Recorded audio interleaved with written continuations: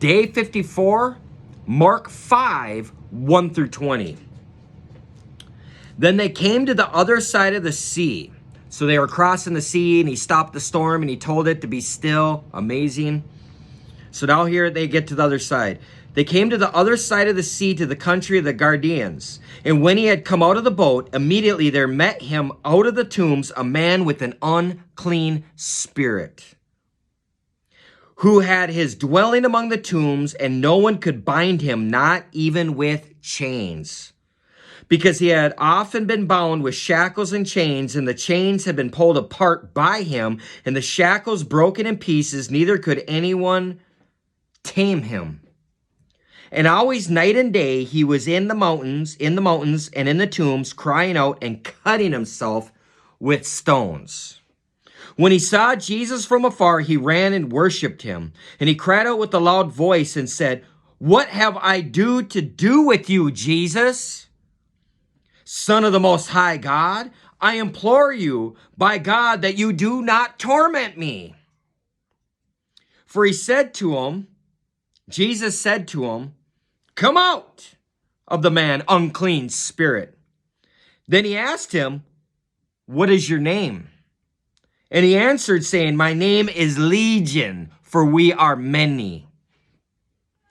Also he begged him earnestly that he would not send him out of the country. Now a large herd of swine was feeding there near the mountains. So all the demons begged him, saying, "Send us to the swine, that we may enter them." And at once Jesus gave them permission.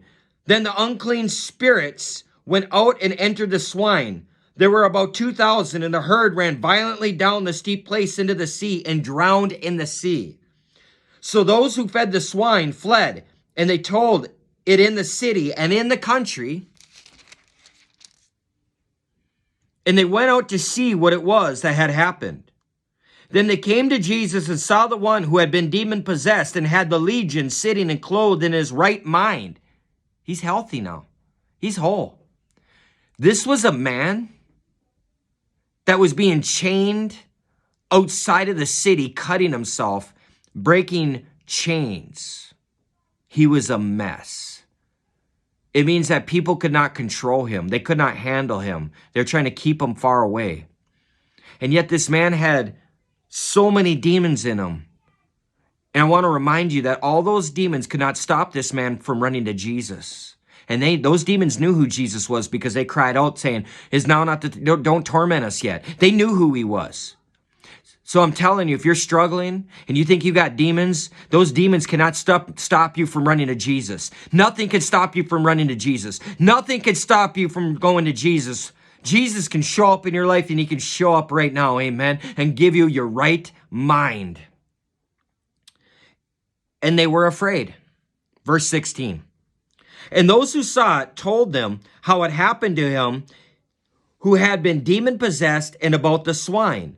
Then they began to plead with him, depart from their region. And when he got into the boat, he who had been demon-possessed begged him that he might be with them. He wanted to go with them.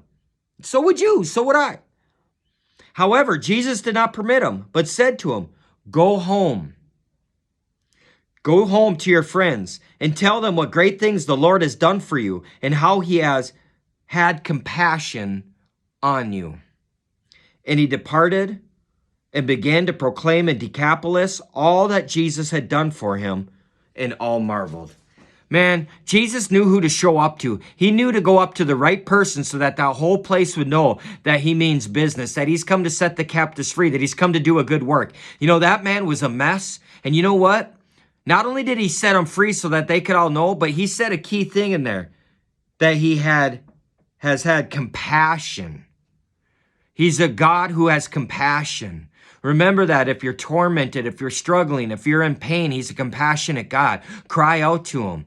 And remember that nothing can stop you from running to God. Nothing can stop you from coming to Jesus. All you got to do is pray. All you got to do is ask. All you got to do is cry out to him. He will hear you. Amen.